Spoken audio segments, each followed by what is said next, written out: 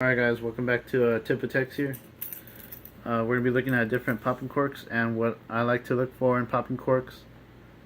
This is the H&H Coastal Tackle.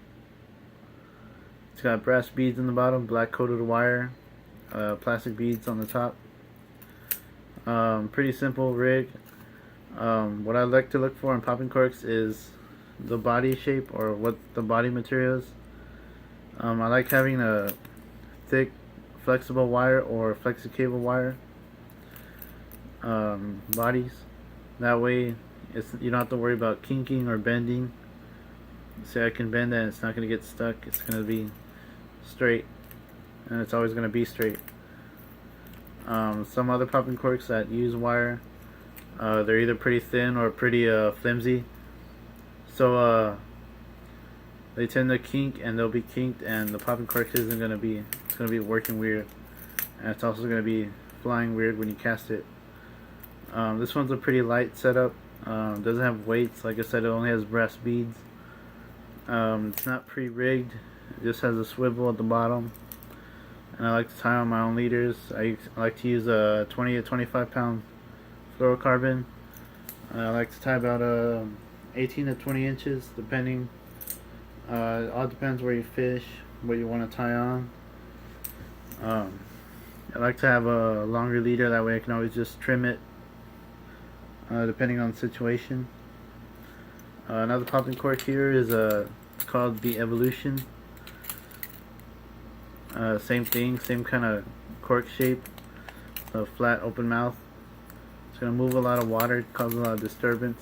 This one has a 1/2 ounce weight at the bottom, and it doesn't move, and with this one it's always going to be upright with that weight. Same thing with the wire. You can bend it and you can hold it and stuff, and it's going to stay straight.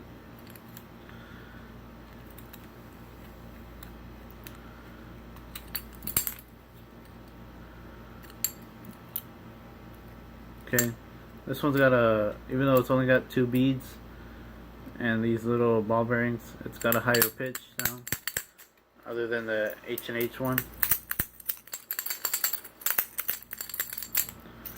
And same thing, not pre-rigged, tie on my own leaders.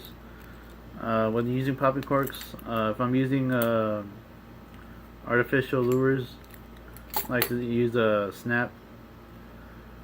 I don't like to tie on directly to a lures because I don't want to have to retie and cut, and just to change out lures, just use a snap. Change it out real fast, not too big, not too bulky either. But if I'm using a live bait, then I'll just tie directly to a hook and let that bait swim freely. So that's what I like to look for in popping corks, is the shape, having a flat or a caved in mouth like a popper, a topwater popper, and having a good solid body where it's not going to bend or kink, and it's always going to be straight. It's always going to work right. So that's it. Thanks for watching, guys. I'll see you next time.